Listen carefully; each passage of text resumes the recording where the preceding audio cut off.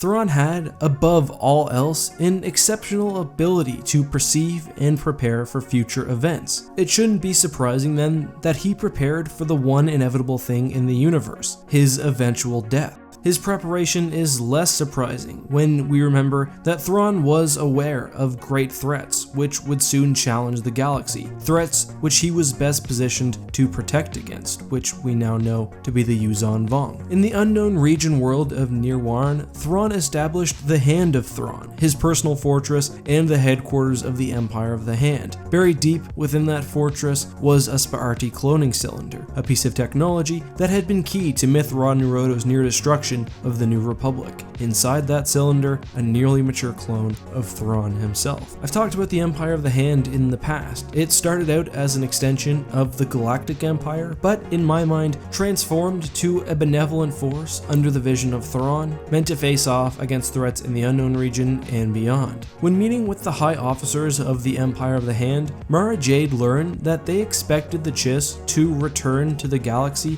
exactly 10 years after his death. They were not aware, however, that he would return via clone, and the prevailing thought was that he had faked his death aboard the Chimera and was taking time to evaluate the galaxy's geopolitical makeup in order to decide which faction he should join to prepare for the threats of the future. Luke and Mara's trip to the Hand of Thrawn occurred in 10 ABY, almost exactly 10 years after his death at Bilbringi, explaining the clone's nearly mature state. The two Jedi who discovered not only the Spa'arti cylinder, but also the secret living quarters of the new Thrawn clone had to deal with a major ethical dilemma. What should they do with this defenseless potential Thrawn sitting in front of them? As a bit of background, while this was happening, the New Republic was struggling with an imposter who was claiming to be Thrawn returned to action, somehow surviving his apparent death at Bilbringi. His so-called re-emergence had almost pushed the galaxy into total civil war. So it's very obvious why it would be tempting to prevent a real re-emergence of the Grand Admiral. However, not only had this new Thrawn not actually committed evil and thus had no sin, but the Empire of the Hand makes it pretty clear that Thrawn was only aligned with the Empire because he believed the galaxy could be best unified under Imperial rule, and if he were to return again, it's quite likely that he would actually join the New Republic, the by far dominant force in the galaxy. In the end, Mara and Luke decide to let the clone live. Thrawn's chamber itself is also worth discussing. It had perhaps the best collection of information in the galaxy, including an extraordinarily detailed galactic map and a full copy of the Ka-Amos document. It had very serious defenses, including backup electrical systems, a voice-activated security system, and an extraordinarily competent pair of Sentinel droids, which actually managed to nearly defeat both Mara and Luke combined. The chamber was also within range of Isla-Lamari, making the clone impossible to detect through the Force. Unfortunately, during the Jedi's fight with Thrawn's Sentinel droids, the wall separating the chamber and a nearby lake is destroyed, and the only way the Jedi can survive drowning is by blowing up the clone apparatus, which then kills the new Thrawn. So, Thrawn returning from death apparently was not meant to be. And I say this is unfortunate because I think this is a loss for the galaxy as a whole. Thrawn would have been very useful during the Yuuzhan Vong War. He would have understood their culture better than anyone else in the entire galaxy, and I think he would have helped unify the New Republic, allowing for a more competent, quick response. If you've read the New Jedi Order, you know that the Vong were successful largely because of political infighting, which allowed them to gain an early foothold in the galaxy. With Thrawn as a force for good, I don't think this ever would have happened. However, there's also the question of whether a new Thrawn would have been as skilled as the Grand Admiral itself, and this is also something that Luke and Mara discuss, and it really depends on whether he had innate ability or ability gained through experience. Now, the latter can somewhat be imprinted on new clones, but it's not always successful. I am, however, curious to hear your thoughts. Do you wish Thrawn would have came back from the dead? The reborn Emperor and the clone of Luke often get a lot of flack, but I'm curious whether Thrawn would get the same. Also, do you think a clone of Thrawn would be as skilled as Thrawn Duology himself? Would he have joined the New Republic? And how would he have fared against the Yuuzhan Vong? All of that and more, please, down in the comment section. If you enjoyed this video, make sure to drop a like, subscribe, and turn that notification bell on. I upload almost 30 videos a month, so make sure you guys are here if you want more. Anyway guys, until next time, this has been EckhartsLadder. May the Force be with you.